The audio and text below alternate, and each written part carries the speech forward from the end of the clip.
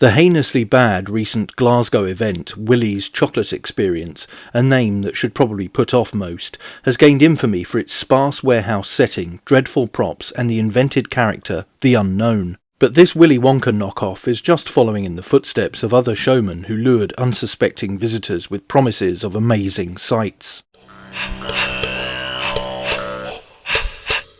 None more so than the ethically dubious impresario, P.T. Barnum. Barnum was a hoaxer par excellence, who brought the world a number of suspect wonders, and is credited, if that's the right word, for coining the phrase, "there's a sucker born every minute." Barnum's most notorious hoax was probably the grotesque Feejee Mermaid. In 1842, Barnum unveiled what he claimed to be a real mermaid, a creature purportedly fished out of the ocean in the South Pacific. The Fiji Mermaid was presented as a remarkable specimen and a new species as yet unknown to science.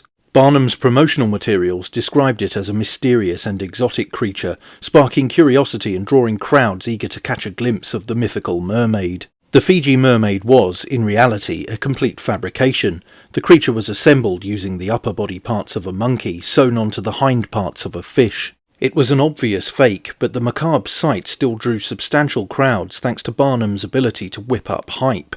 Another act orchestrated by Barnum was the exhibition of the Swedish nightingale, Jenny Lind. In 1850, Barnum signed the renowned opera singer on a contract and embarked on a highly successful promotional tour across the United States. Barnum's marketing campaign portrayed Lind as a prodigious talent, billing her as the Swedish nightingale and hyping her performances as must-see events. While Lind was a decent singer and was more grounded in reality than a taxidermied fish monkey, it was Barnum's exaggerated claims and elaborate marketing tactics that contributed to her meteoric rise to fame. Delving back into the paranormal realm, Barnum's next trick was to unveil the alleged petrified remains of a gargantuan ancient hominid.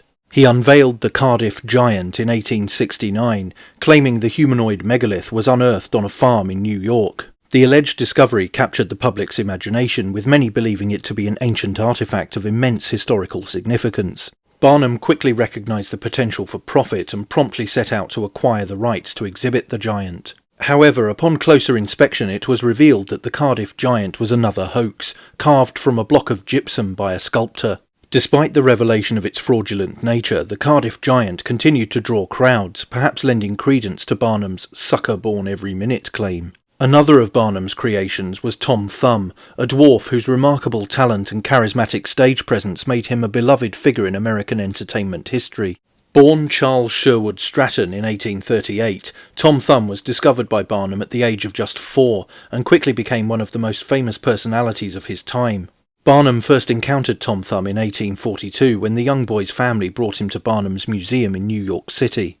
Dollar signs appeared in Barnum's eyes again as he spotted an opportunity to make a fast buck. The boy was renamed General Tom Thumb in reference to the famous English folkloric character. He became another sensation thanks to a number of publicity stunts and marketing campaigns. Thumb toured extensively with Barnum throughout the United States and Europe, performing for royalty, dignitaries and ordinary citizens alike. One of the highlights of the run was his appearance before Queen Victoria and Prince Albert during a tour of Britain in 1844, with the Queen famously noted for the phrase "we are not amused" going against type on this occasion and enjoying the act. P.T. Barnum, the humbug purveyor general, was either a gifted showman or a calculating grifter, depending on your point of view, and he has faced a number of criticisms for the way he operated. One of the main charges levelled against him was his exploitation of human curiosity and sensationalism for profit.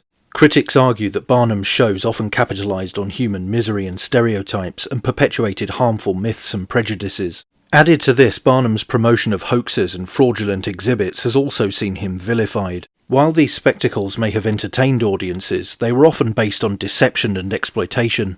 The fabrication of the Fiji Mermaid, for example, deceived countless people who were led to believe they were witnessing a genuine specimen from the natural world. Critics also argue that Barnum's shows contributed to the commodification of entertainment and the erosion of traditional cultural values. By prioritising spectacle and sensation over substance, Barnum helped shape a culture of mass entertainment that prioritised profit and sensationalism above all else. It could be said that we're all now living in the world that P.T. Barnum created. While we're on the subject of mermaids, my book, The Little Book of Mermaids, has more on the history and mythology of the creatures and is available now. Link in the description. Plug out of the way, that's it for this video. Don't forget to like, share, and most importantly subscribe. And you can also support the channel on Subscribestar via the link in the description or via YouTube Super Thanks. Thanks for watching.